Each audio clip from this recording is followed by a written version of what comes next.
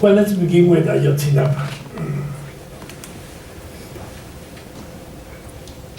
In 1940, this General Cárdenas create the rural normals, the schools in indigenous zones specialized in forming local people into teachers of their own communities. And there were almost 35 schools all around the country. And they have a federation that even still have the name of Federación of Socialist Peasant Students. So the mystic was special schools, more free, more politicized, and most of these schools are still going in that way.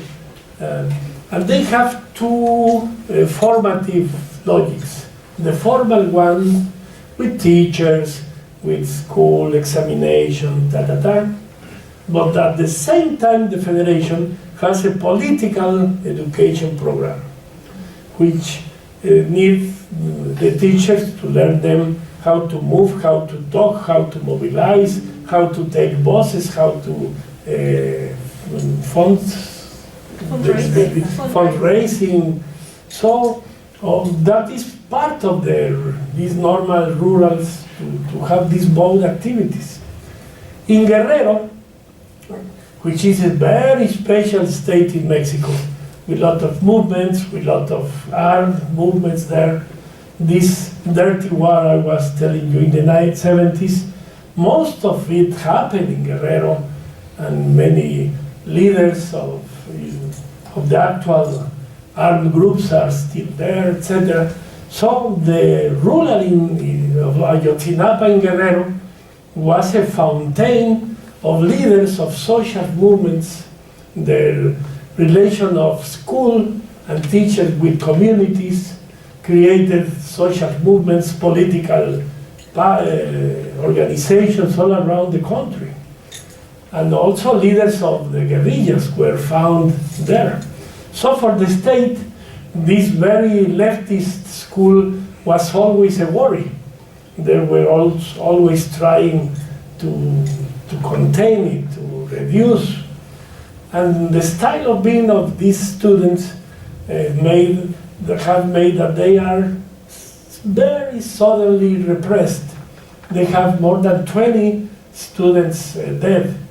I began mediating with them in December 2011 because the federal police killed 2 of them. And then in the protest, they didn't want to talk to government, so they need a mediator to talk to government, but to open the table for the educative issues, not depending on the political confrontation to the state. But in that framework, in Guerrero, also the narco-traffic history is very special, because Guerrero is a very mountain zone with most of the most poor communities are there, with the towns with no highways, no lights, no water. Guerrero is one of the most, now more than Chiapas. Chiapas used to be in that situation. Now Guerrero is worst. So narco-traffic here, they found this vinculation with state and police, but also with communities. And Iguala is one of the lands, the territory of a former authoritarian member of the official party, the PRI. That's the land, and he's the one to control the zone. And he is the leader of these cartels acting there. So when it happens, immediately I was since 9 p.m. of that Friday, the students called me, Miguelito, this is happening. I was one of many to call federal government, to call local government, and many of the details, I am part of the details of that night, at what time the army came, the federal government appeared, the federal police appeared, etc. But since that beginning, for us it was clear that the local government immediately tried to make juridical investigation very far of the truth, in taking care of this political leader who is related to local powers, economical powers in the region. 8 days later, the federal government needs to be involved, and they were trying not only to avoid federal interest of the official party, but they were trying also to avoid the fact that Mexican army has the strategical quartel.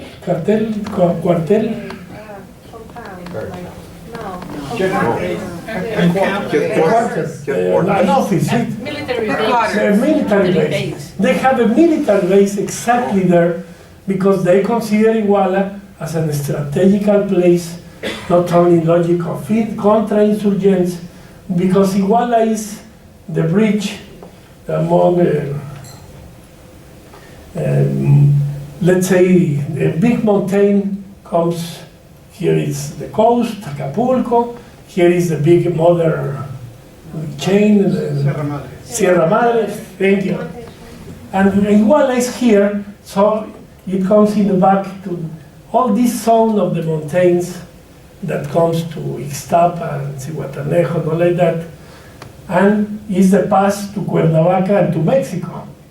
So Iguala is the joint of the main walks for and trails of narc traffic and all the crimes. And it's controlled by the official party. And the presence of the army, and they say because of intelligence matter, of course they have all the information of what is going on. And the army was there immediately. But they are now trying to say that Mexican army didn't know, didn't do anything, is not responsible of anything. So the problem is that all the investigation is made for the kind of truth that is aligned with Mexican government interest. It's not the juridical investigation that really is looking for the truth. It is the truth officially they want. And that is the problem, that in the way that Mexico is doing justice is very far, so for the relatives, which are incredible. All the victims are living a very special process, from their personal pain to a collective pain, to a silent, to a public, and the generosity to think in another cases. Their phenomenon of victims is incredible.